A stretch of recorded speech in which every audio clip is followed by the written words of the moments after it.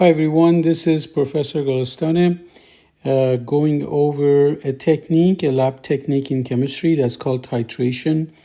And the titration is a technique we commonly use in a chemistry lab to determine solution concentrations, or we can use it to determine the composition of, say, a compound in a sample. And so I'm going to go over the details of it and go over an example. First of all, let's talk about titration and the equipment that's necessary for titration. And these equipment are as follows. For example, this is like what the setup looks like. We need to have a burette. Burette is a long glassware that has graduations on it, and we can dispense one of the reactants through the burette, and you can have like drops of the reactant falling through the solution. The other chemical or the other solution would be in an Erlenmeyer flask, and so we can add one to the other. And then the point of titration is to find out exactly what is the point at which these reactants balance each other based on the mole coefficients of the chemical reaction. So I'll show you when I actually show you the reaction. Going over the rest of the equipment, you need a pipette, which is a glassware that we use to dispense one of the reactants into the flask. And we need an indicator solution, and the indicator's function is to change the color of the reaction flask from one color to another, so you know exactly when the two chemicals have reached their equivalence point. And that's it. That's about the basic equipment that we need for titration would be this. So now, so let me I just want to show you, like, for example, one of the chemicals goes into this burette, and this chemical can commonly be an acid or base if we are conducting an acid-base titration, and we can measure how much we are dispensing to reach the end point of the indicator.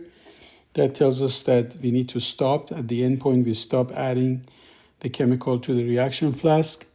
And we do it by taking the final volume of the burette and subtracting the initial volume from it. And this would be the volume dispensed. And it's very common to start with a volume of 0,0 initially, so the final volume represents the volume dispensed of that chemical. And we really have to also measure out the other reactant into the flask. So we use a pipette to transfer the other reactant into the flask. If the reactant happens to be a solution, so we need a pipette here for solution, because pipette allows us to measure the solution volume to good precision, typically 4 sig fig precision. And another method would be to use a scale, and we can actually weigh out the other reactant. If the other reactant happens to be a solid, we can measure its mass, and then we can just transfer the solid into this reaction flask completely. And then we add some water just so that we dissolve this reactant. So this could be in terms of mass. The other reactant, if it's solid, we're going to measure its mass and transfer it to the reaction flask. Or the other reactant could be a solution, and we measure its volume, and then we add it to the reaction flask.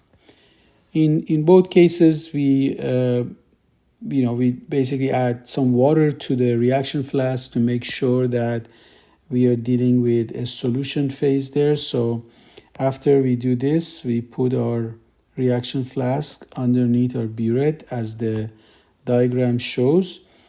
And we just add drop by drop, we add the, let me erase this other stuff here.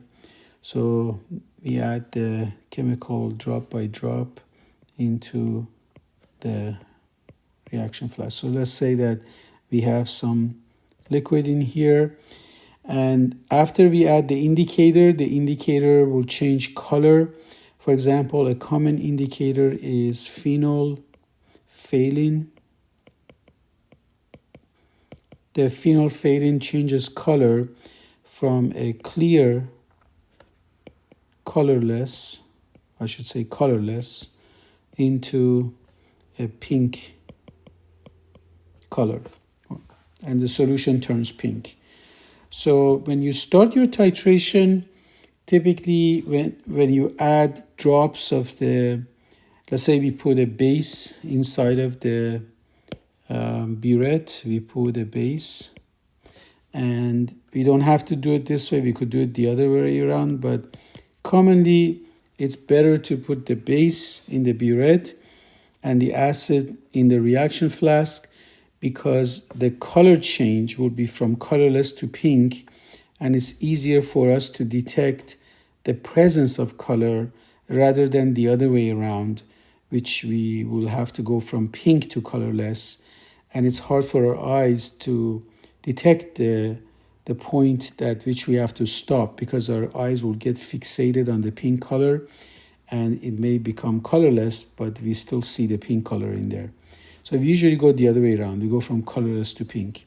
So when we start our titration, when the base falls into this acid, you may have in the beginning, you won't see that, but toward the middle or toward the end of the titration, you're going to see a point at which the solution turns pink when the drops of the base fall into the acid. But then when you mix it, it goes away, because it essentially reacts with the acid present and it goes away. But then right when you have a slight tiny amount of excess base, your solution turns pink and it becomes a faint pink, and that's when you stop. So at that point, you have reached the equivalence point of the acid to the base, and then you just stop the titration, measure the volume by subtracting the initial from the final volume, and then you can proceed with the calculation of determination of the unknown quantity. So let's go through an example and see how we can apply this to a problem. Let's say that as a base, we work with sodium hydroxide. So my base is NaOH, aqueous. And let's say we work with an acid, let's just go with sulfuric acid, H2SO4, aqueous. And this is a double displacement neutralization reaction in which you get a complete reaction taking place at the equivalence point. All the acid reacts with all the base, but let's finish the reaction, and the mole ratios are very important. So the product of this reaction is sodium sulfate, which is soluble. You won't see the product because it's aqueous and soluble, and of course water. Product of neutralization reactions are water. So sodium sulfate is a salt, water is just water, neutral. So let's just write water here. So with this template here, as I mentioned, we have to balance our equation. So to balance this, we need 2 sodium hydroxides and 2 water. Please verify and make sure that you understand how we balance these equations. And now we're going to make a problem that involves determination of concentration of sulfuric acid solution So let's say that I'm dealing with situation where you're having a titration involving 0.175 molarity sodium hydroxide, and you want to find the molarity of sulfuric acid. This is the unknown concentration. And as I mentioned to you, when you're dispensing the acid, you're going to be using a pipette. Here we have a 25 ml pipette, but because it is really designed for 4 sig fig, the 25 is actually 25.00. So let's say that we took 25.00 milliliter of the acid through the pipette. We transferred it into the flask. So the solution had the acid in there, in the flask. And let's say that it took roughly 21.60 milliliters of the sodium hydroxide. So when you read the graduations of the burette, the 0 is on top. We always read in this direction. And it's very common to have burettes that are rated for 25 or 50 ml. So in this case, we could be using a 25 ml burette. So this volume actually just dropped down to like 21 something. So it went very close to the last graduation. But you want to read from top down direction, and you want to read it to the hundreds of milliliter place. So we want to get 4 sig fig out of the volume. So let's go ahead and solve the problem. So problems like this, we work with the mole ratios here. The mole ratios are very important. 2 moles of sodium hydroxide reacts with 1 mole of sulfuric acid. So the other important thing is when we deal with molarity and volume given to us, we can find certain number of moles. This is from the relationship that molarity is defined as number of moles of solute over volume of solution in liters. So we have the molarity and we have the volume, so we can find the number of moles. So I'm going to show you guys a technique, a math technique that works very conveniently here. So to find my number of moles of solute, I multiply the molarity times the volume. My molarity is 0.175. Let's break down the unit, moles per liter. As you recall, molarity is moles of solute per liter of solution. And you multiply this by the volume of 21.60 milliliter of the solution. So let's go ahead and cancel what we can cancel, which is liters here. And notice the milli, this is milli, is the prefix to liters. And then you have the moles that are staying here. So let's go ahead and calculate these. Please calculate these together with me. 0.175 times 21.6 would be 3.78 millimole. So I didn't really convert it to moles because, and you'll see why the millimole is more convenient in these problems than the mole unit, because the mole units are very much smaller by a factor of 1,000, and millimole is a totally acceptable unit to use. And you should know that 1,000 millimole, just like the milli prefix that's used for other units, is equal to 1 mole. So if I wanted to get the mole of this, you just divide by 1,000. So I'm just going to say, or this would be 0.00378 mole. And if you recall in the SI system, we try to use a prefix to bring the number in the range of, say, 1 to 100 or 0 to 100, something like that, or 10 to 100. And in this case, the millimole is perfect because it brings my number up to 3.78, which is a lot easier to deal with than a number that's 0.00378. So we're not going to use the mole units. We're just going to take the molarity, multiply it by volume, and we get millimole. So now I found the millimole of sodium hydroxide. So this correlates to 3.78 millimole. Notice if you have 2 moles, it reacts with 1 mole of sulfuric acid, or you can say 2 millimoles react with 1 millimole of sulfuric acid. So the milli can also apply to your coefficient. So how many millimole of sulfuric acid am I going to see in this reaction? So let's find that out. So I want to calculate the millimole of H2SO4, which is equal to, you start with 3.78 millimole of sodium hydroxide as we just calculated, and then you multiply it by the mole ratio.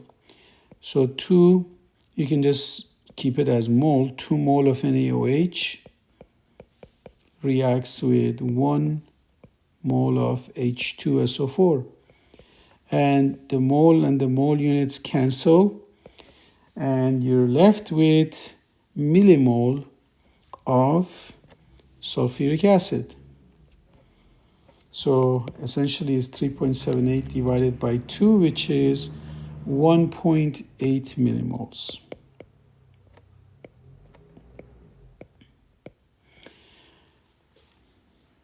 Okay, so I found the millimole of sulfuric acid that is going to react with 3.78 millimole of sodium hydroxide. I'm getting closer now. So if you were to think of these as calculation steps, this would be your step 1, dealing with molarity equation. Step 2 would be dealing with the mole coefficients from your chemical reaction. And step 3 also deals with the molarity equation. So let's go ahead and rewrite the molarity equation again. Molarity is number of moles over volume. Now I'm applying this molarity to sulfuric acid. The number of moles is 1.80, but it's expressed as millimoles, which I'm going to write. The volume is given to be 25. So that solution volume of 25 milliliter, we put it in the denominator. And look what happens. Something very convenient takes place. That's why we use this process of millimole. The millis cancel away. So what's left is moles per liter, which is molarity. So when you take millimole and you divide it by milliliter, you get your molarity. You don't need to convert back and forth from liters to milliliters, and it just makes your job very much unnecessarily long. So I'm teaching you a shortcut that will work really well for you for this problem and many other problems that we'll be doing. So 1.8 divided by 25 will be the answer for this, which is 0.072, because here I've started with a 3 sig fig number of 0.175, so I'm forced to report it to only 3 sig fig. So this is going to be 0.0720, because the 0 to the right of 2 counts, but not the 0 to the right of the decimal. So this will be 3 sig fig. So this is the answer for the problem. So please review problems like this. This is a common approach to acid-base using the titration. Acid-base titrations are very common, and the mole ratio is very important. And I also want to mention something to you that will really save you time, and this happens to be a case for many of your titrations too. Sometimes your titrations are 1-to-1, or many times 1-to-1 mole ratio. So when you deal with these mole ratio titrations, your calculations become a lot easier. So for example, if you're reacting let's say NaOH with hydrochloric acid, this is a 1-to-1 mole reaction. Product is NaCl plus water. And let's say that I'm going to apply the same problem to this particular example that I just wrote. So I'm starting with the same number of 0.175 molarity sodium hydroxide. And let's say it still took 21.60 milliliter of it to titrate a quantity of 25.00 milliliter of hydrochloric acid, and we want to find its molarity. So here we have a much easier situation of 1-to-1 mole ratio. And when that happens, you don't have to do this in this three-step way, because the 1-to-1 mole ratio indicates that as many moles of sodium hydroxide that react, you're going to react the same mole of HCl. So your number of moles of NaOH at the equivalence point would be the same as number of moles of HCl. And number of moles of NaOH is determined by molarity of NaOH times volume of NaOH. Number of moles of HCl is found by taking molarity of HCl times volume of HCl. This starts to look like a dilution equation, but it has the same structure as the dilution equation, but is not a dilution problem, but it's coming from the fact that sodium hydroxide moles are the same as HCl moles. So I hope everybody is with me so far. So I'm going to use this equation that I'm going to ask you guys to remember. And for short, we say molarity of the base times volume of the base is equal to molarity of the acid times volume of the acid. So when you're given a problem, check for the mole ratios. If these are 1-to-1 mole ratios, just use this equation.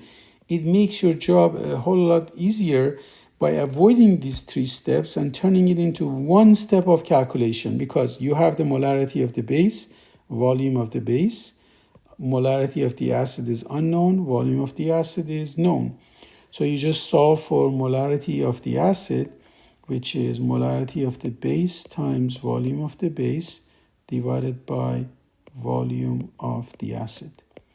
So molarity of the base is 0.175. Volume of the base is 21.60 milliliter. Notice I'm going to put milliliters here, just like dilution equation. The ratio of volumes could be anything. It could be liters to liters, gallons to gallons, milliliters to milliliters, whatever, as long as they're matching. The volume of the acid is 25.00 milliliters. The millis cancel away, the milliliters cancel away, and just calculate this. 0.175 times 21.6 divided by 25 is 0.15 molarity. Of course, we did not expect the two answers of these problems, the previous problem and this, to be the same because of the mole ratios. The mole ratios are different. This is a 1-to-1 mole ratio. The previous problem was a 2-to-1 mole ratio. So my answer would have been different. Now, you could do this problem that I just gave you. You could have done it by the three-step method. And I encourage you to do that to prove to yourself that it's going to turn out to be the same answer. But then if you're just aware right from the beginning that these mole ratios, when they're 1, this equation is going to apply to it, and it's going to be a simple equation, why not use that? But if the mole ratios are not 1-to-1, don't use this. Go to your three-step method. So anyway, I just wanted to lay out the foundation of something like this for you so that when you do titration problems, you're aware what it involves from the glassware point of view and, what direction of calculation we're going to.